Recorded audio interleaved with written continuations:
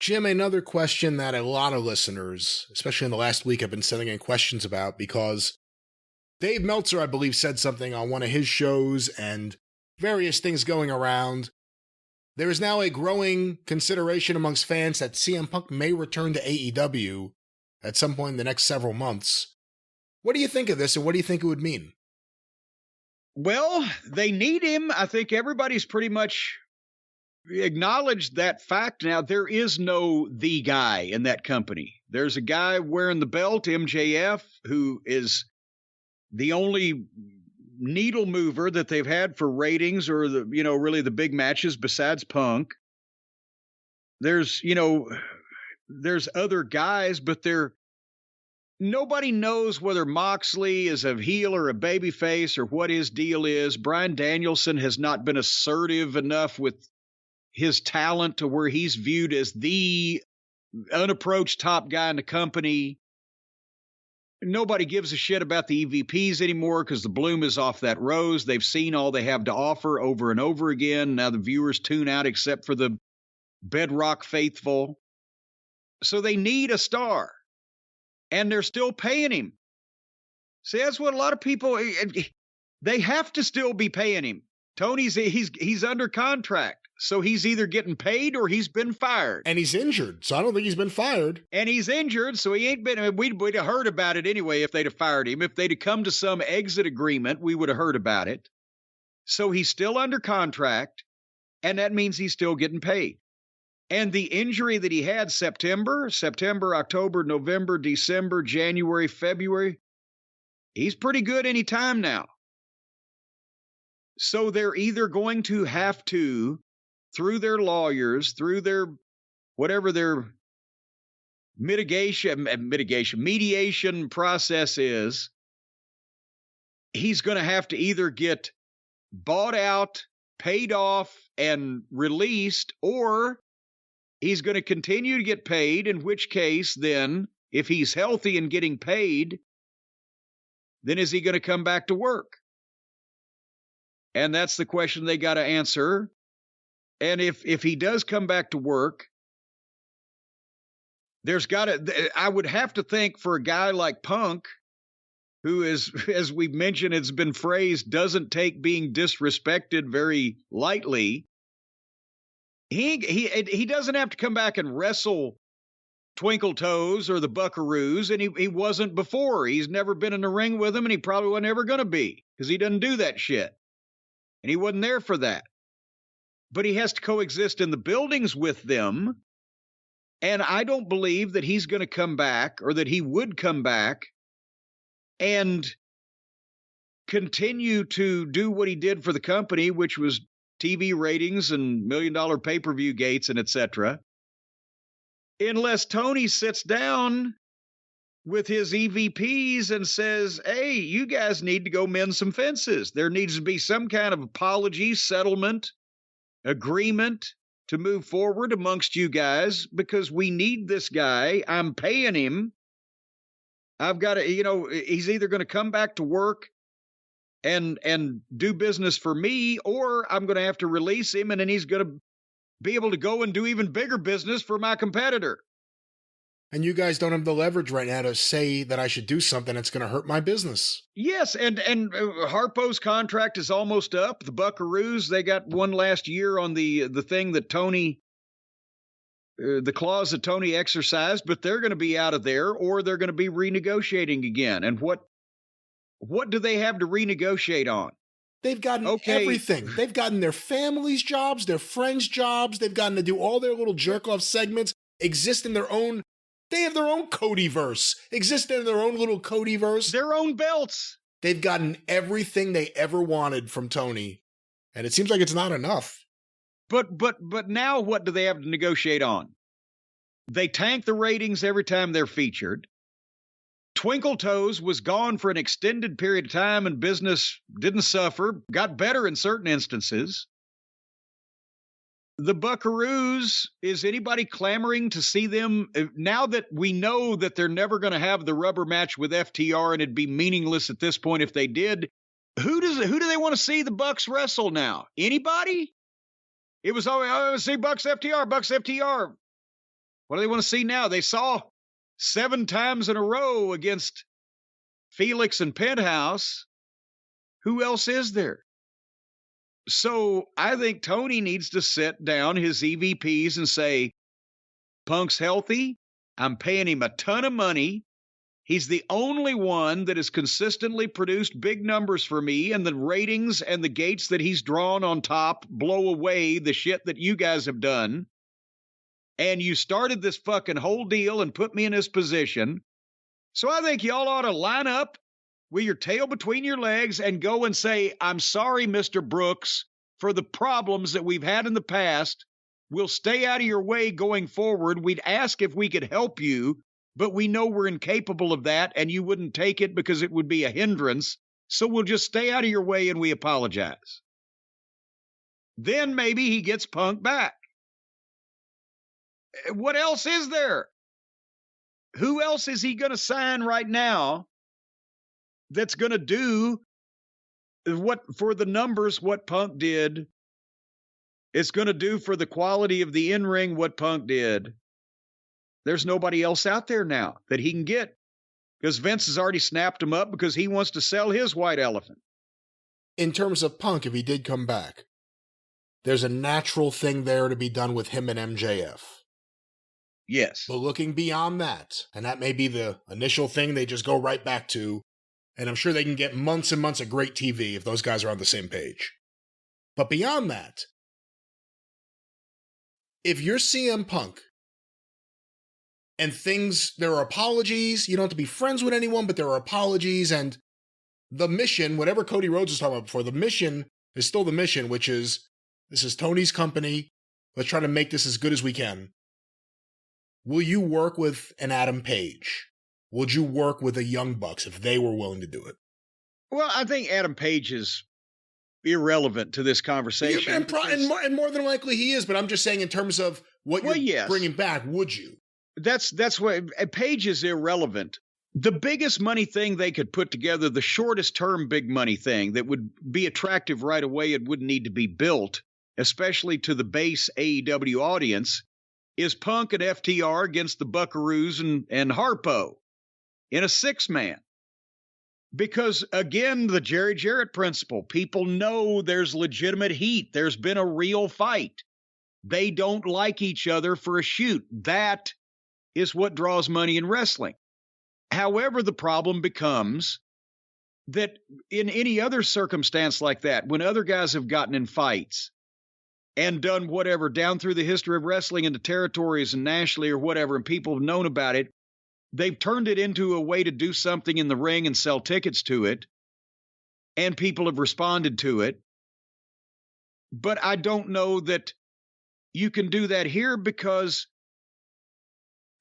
I mean, let's just face it, being legitimately real, my real opinion is Matt and Nick Jackson and Kenny Omega don't have any clue of what the wrestling business is and wouldn't have gotten in it if they'd known what it was to begin with, and they've been trying to change it into something that they want it to be because it's their specialty. They do that shit, so they want that to be wrestling, even though most people don't want that shit to be wrestling. And that unprofessionalism and stuck-upness and self-indulgence that they think their fucking farts don't smell. They don't even they think they even smell better than mine after a colonoscopy. I don't think that they realize that they're now in a position where they could be professional and do business with a guy and draw real money for the first time. They've brought their band of merry misfit fans with them, and they like they do everywhere they go, but it's not real money. It's not sizable amounts. It's not over 1 million people. We've seen that. To get a bunch more people interested in them that are not interested in their playtime matches into something that people might think there might be something go on here. The problem is they would probably not appreciate being in that position, and I don't think Punk could trust them to not take advantage of it. They run in his locker room, and he takes one down, beats one up, and his buddy takes care of the other two. That was a real fight breaking out organically. But if I'm Punk and I'm working with these guys, I got to lay there for fucking Harpo to come off the top rope, or I've got to stand there while the two little goof tennis shoe collectors throw super kicks at my face. Or you work a different kind of match. With a margin of error of 1/4 of an inch, and they can say afterwards, oh, shit, we're sorry. Fuck you. They need to build trust with Punk. He doesn't need to build trust with them. So if they want to be in the money picture, if they want to be in a big match that actually might help the company, they would have to do a lot of salabimming and a lot of fucking tuck and tail with Punk to get him to trust them. And then they would have to follow through with not fucking potatoing him, or elsewise, and say what you want about his UFC career, but does anybody think that Phil Brooks or CM Punk can't take either one of the Bucks down and beat the fuck out of him? Come on. Seriously? I think even they, especially after everything that happened in that locker room, and if you know what really happened, they didn't have a chance, and Omega didn't have a chance. I think even they would have to admit that. I think Omega just wandered in confused like he is normally of what was going on around him and didn't realize until shit started happening. He was in his usual stupor, you mean? Yes, yeah. The stupor. But anyway, so I don't know whether they could put it together, because why would Punk trust them? Because they think that they're bulletproof. They think they're special. They think they're EVPs. They think they could potato somebody. And it's, oh, I'm sorry, except they would get the fuck beat out of them on live television, especially if FTR was in there, because then all three of them couldn't do anything. So, it would draw money. And if it was all a bunch of professional wrestlers, it would be happening probably already or close to. But since one half of that equation is a bunch of children who got into business that they didn't understand to do play acting and be video game characters, they're probably scared that they would legitimately get their ass beat again, and they're indignant that Tony would want them to apologize to this guy. So there's probably going to be no movement because they're children and he doesn't have to work with them. Let me ask you this, because we've said that I genuinely felt bad for Tony Khan when everything happened. I don't agree with the way he's handled things since it happened. And I think a lot of blame, truthfully, needs to be put on Tony Khan for things getting to that point. Because he's the one person who could have put his foot down and stopped it. And he didn't. He was hearing about it a long time before all of us heard about it. And he didn't do anything about it. So that's when it was made public. Again, based on everything I know, I'm going to assume there's been very limited contact between Tony Khan, who was regularly talking to CM Punk as top star. It's been probably very little contact in the time since then. If you're CM Punk, based on everything that's happened, are you going to have any trust issues with Tony Khan if you did go back? Again, he knew, there's no way Tony Khan didn't know exactly how Punk felt about these guys. And you know what? I actually think there's no way Tony Khan more than likely didn't agree with CM Punk on this stuff. Because he knows, and he's been hearing it from other people, and he's seen other things that happened. But he just couldn't go and be the boss to his friends. That's what he couldn't do. So yes, can he trust Tony Khan?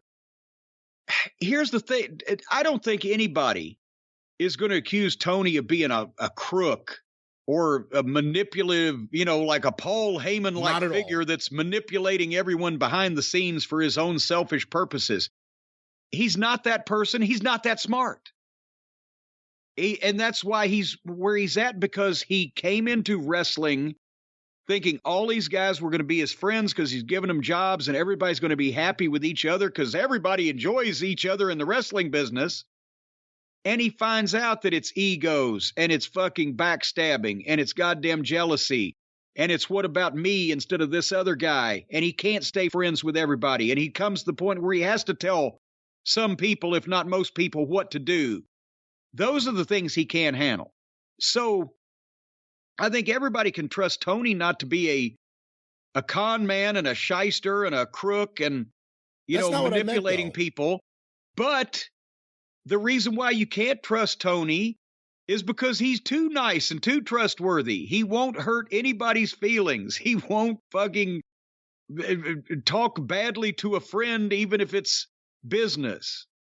You can't trust him to do anything because he's scared to either make these guys mad or they won't like him anymore, or he's not a person that likes confrontation. I know this may come as a surprise, but you have to kind of like a little bit of confrontation to be in the wrestling business. Or at least be able to manage it. Yes. And that's why you can't really trust Tony, not because he's evil or has anybody's worst interest at heart or trying to take advantage of somebody. It's because he's in over his head and cannot manage all of this. And so you can't trust him to do the right thing because he may just chicken out and just say, well, have one of the lawyers talk to whoever. I don't want to talk to him because it won't be fun. See, I think that's the real story. There's going to be no Punk coming back to AEW unless Punk and Tony Khan are on the same page, and we don't know what's the status of that relationship right now, but everyone in AEW, it's based around Tony Khan. And this is the biggest star AEW has ever had. It's all going to be about that relationship, and if that relationship is okay right now, and again, I don't know. I don't know what the status is. But you brought up another thing. We also don't know how much longer the Bucks and Omega will be there. So if you're Tony Khan and you're looking at your future, you got to look at who you think will be there in the future. The guy under contract or the guys who aren't under contract. Well, and even if there wasn't a track record of one guy outdoing the other guys when it comes to drawing and business, yeah, because if he just signed Punk, what was it? I don't know if they ever determined the length of Punk's contract, but he hasn't been back more than a little over a year now, right? So he's still got some time to go, and he certainly has not worn out his welcome to the point where the other three have.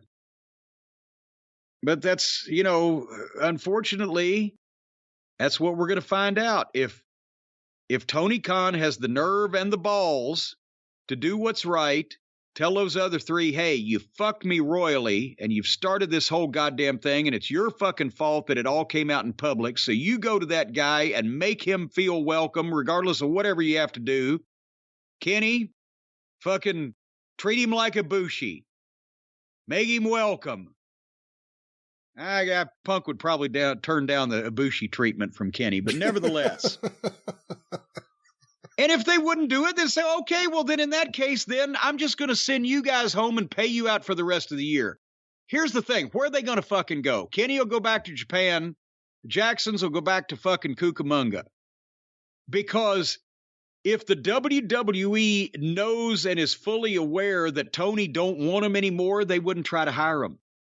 They only tried to hire him before to keep the billionaire's son from having access to them when he was starting a wrestling promotion, the content and quality of which they had no idea of at that point. Now that they've seen it and they've seen what's going on, and these guys have stellar records at running TV viewers away and people rolling their eyes at their indulgent trampoline routines, you think the WWE is going to offer them anywhere near the amount of money they're making now if they were to know that AEW wasn't even going to try? What the fuck? Why would they do that?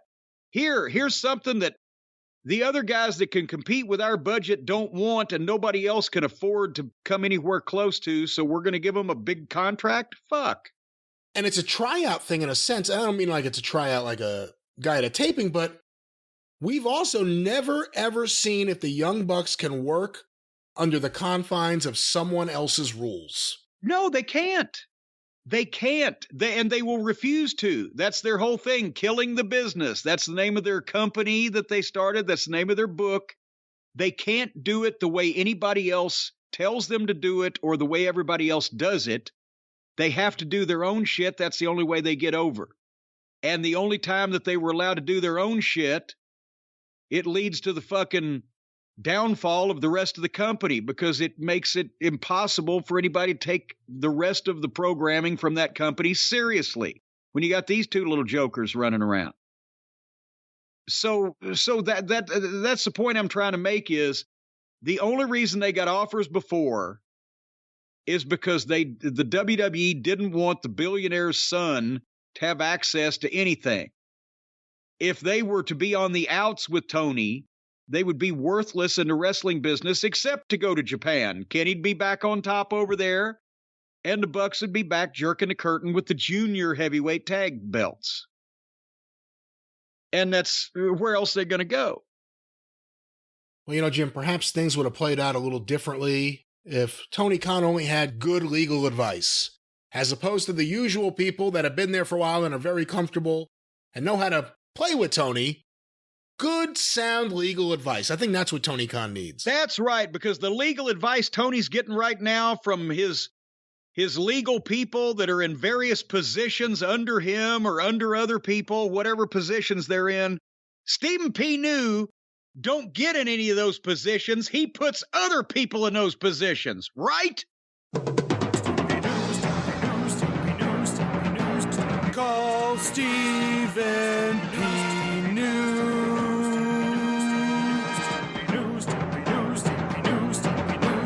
If you need to sue.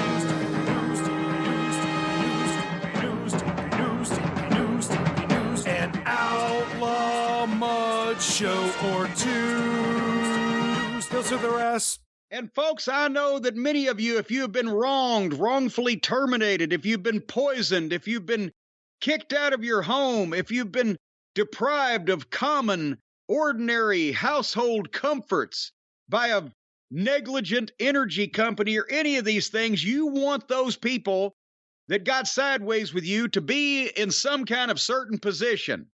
Whether it be ready to be received doggy style, reverse cowgirl, missionary, whatever the position, Stephen P. New, he's always the giver, and the perpetrator is always the receiver. Just bear that in mind, because if somebody has penetrated you in a way that you are not happy with, well, just turn it over to Stephen P. New, and I'll tell you what, he may have somebody else holding the head, but he's going to be fucking that dog.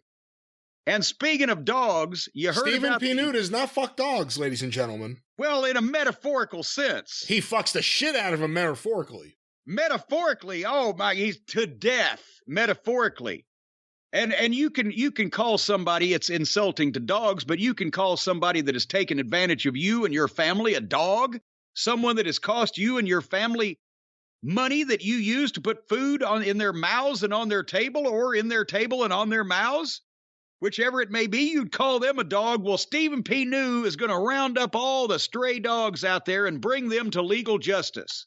Just like, remember, we talked about that Entergy guy, the energy company down there in Louisiana, left hundreds of thousands of people without power because they did not spend the money to increase their infrastructure so it could handle hurricanes. Instead, they gave it all to the big wigs. And the guy who used to run the whole Entergy company has now been run off in shame, but he's running off with $43 million worth of stock in that company. That's what they repay people for when they deprive innocent human beings of their electrical power and to power their CPAP machines and their resuscitators and their iron lungs. You know how much power it takes to run an iron lung these days. I've heard. So, Stephen P. New is bringing Entergy to justice. He's also going to be filing multiple suits in the very near future on behalf of more of the opioid-addicted babies in West Virginia and other places. There's about a half a dozen different states he's going to be filing suits in. He's got his finger in a bunch of different class action suits all over the country to Stephen P. New. And he can do the same thing for you. If you need bailed out or represented or helped out of a bad situation, you need legal representation, Stephen P. New is the man for you. NewLawOffice.com, 888-692-8084.